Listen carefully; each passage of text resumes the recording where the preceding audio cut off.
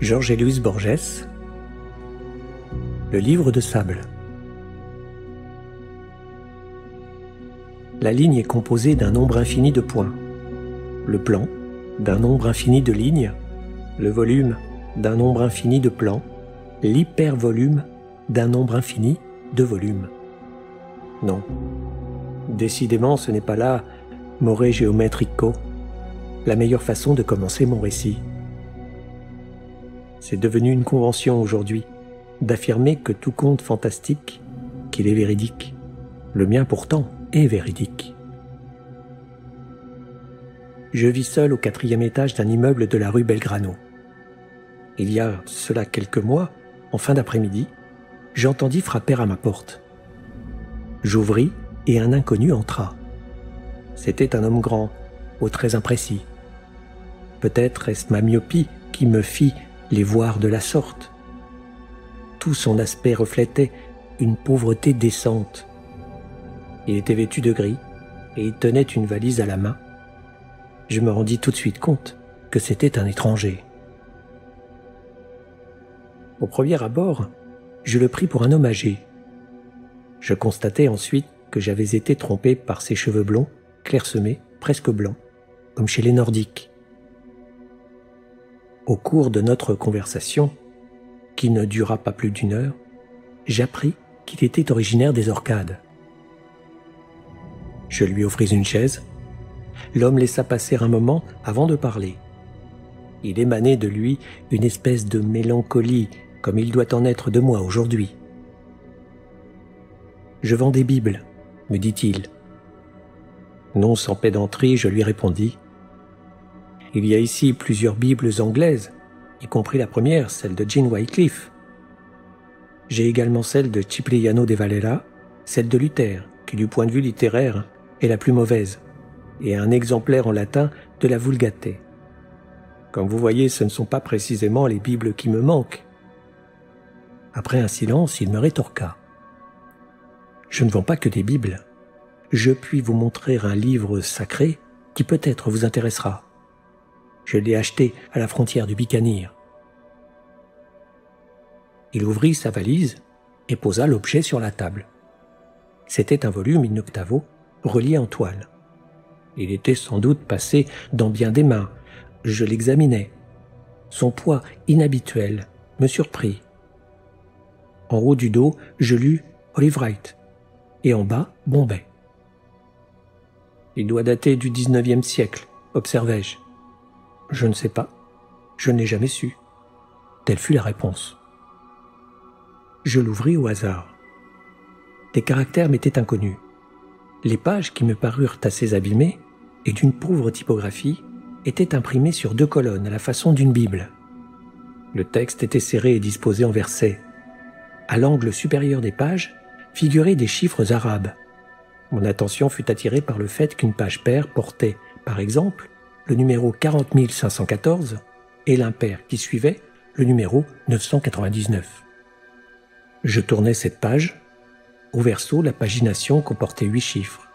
Elle était ornée d'une petite illustration, comme on en trouve dans les dictionnaires, une encre dessinée à la plume, comme par la main malhabile d'un enfant. L'inconnu me dit alors « Regardez-la bien, vous ne la verrez plus jamais. » Il y avait comme une menace dans cette affirmation, mais pas dans la voix. Je repérai sa place exacte dans le livre et fermai le volume. Je le rouvris aussitôt.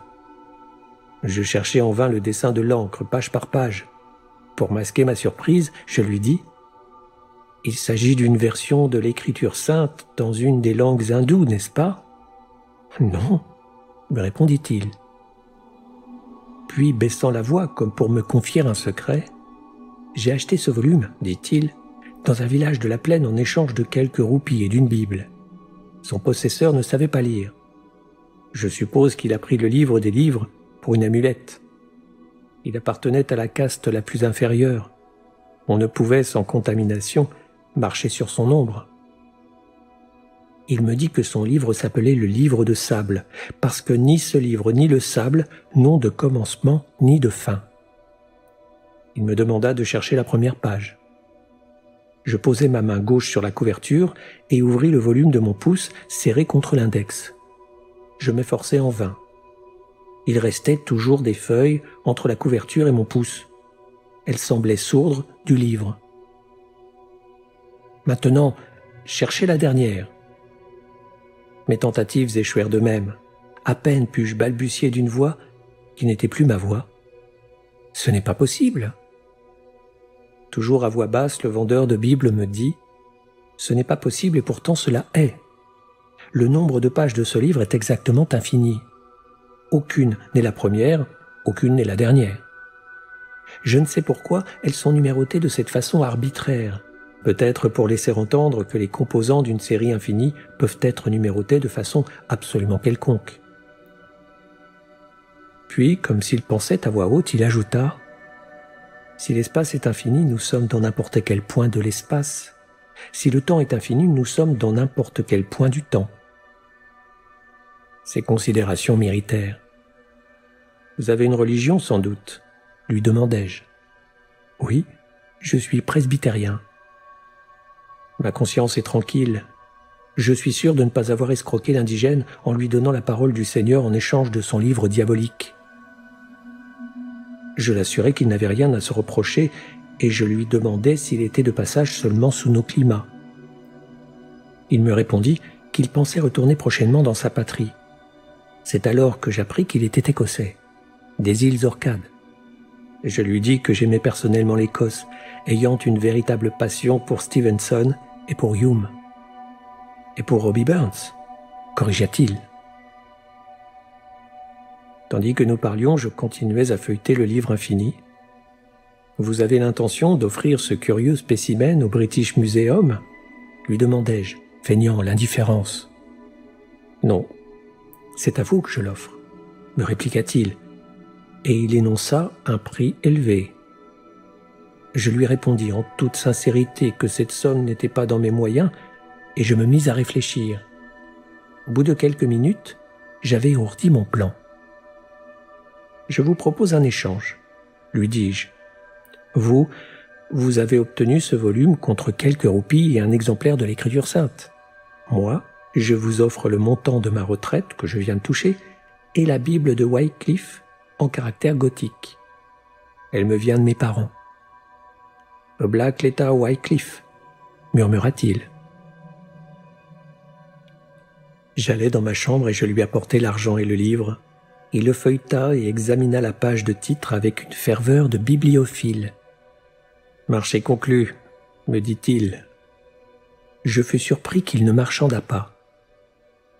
Ce n'est que par la suite que je compris qu'il était venu chez moi décidé à me vendre le livre. Sans même les compter, il mit les billets dans sa poche. Nous parlâmes de l'Inde, des Orcades et des Jarls norvégiens qui gouvernèrent ces îles. Quand l'homme s'en alla, il faisait nuit, je ne l'ai jamais revu et j'ignore son nom. Je comptais ranger le livre de sable dans le vide qu'avait laissé la Bible de Wycliffe, mais je décidai finalement de le dissimuler derrière des volumes dépareillés des 1001 nuits. Je me couchai mais ne dormis point. Vers 3 ou 4 heures du matin, j'allumai. Je repris le livre impossible et me mis à le feuilleter. Sur l'une des pages, je vis les dessins d'un masque. Le haut du feuillet portait un chiffre que j'ai oublié, élevé à la puissance 9. Je ne montrai mon trésor à personne. Au bonheur de le posséder s'ajouta la crainte qu'on me le volât, puis le soupçon qu'il ne fût pas véritablement infini. Ces deux soucis vinrent accroître ma vieille misanthropie. J'avais quelques amis, je cessais de les voir. Prisonnier du livre, je ne mettais pratiquement plus les pieds dehors. J'examinais à la loupe le dos et les plats fatigués, et je repoussais l'éventualité d'un quelconque artifice. Je constatais que les petites illustrations se trouvaient à 2000 pages les unes des autres.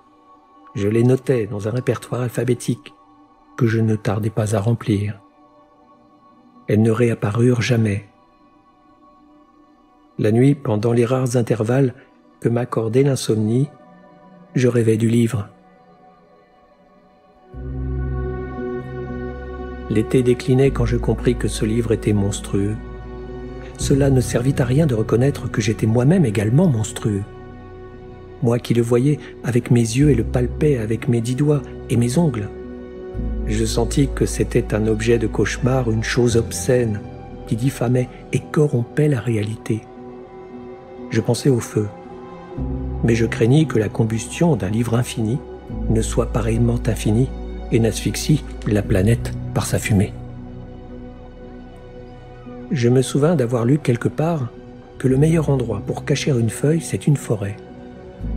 Avant d'avoir pris ma retraite, je travaillais à la Bibliothèque nationale qui abrite 900 000 livres. Je sais qu'à droite du vestibule, un escalier en colimaçon descend dans les profondeurs d'un sous-sol où sont gardés les périodiques et les cartes.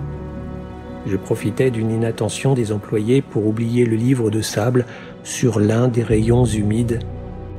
J'essayais de ne pas regarder à quelle hauteur ni à quelle distance de la porte. Je suis un peu soulagé, mais je ne veux pas même passer rue Mexico.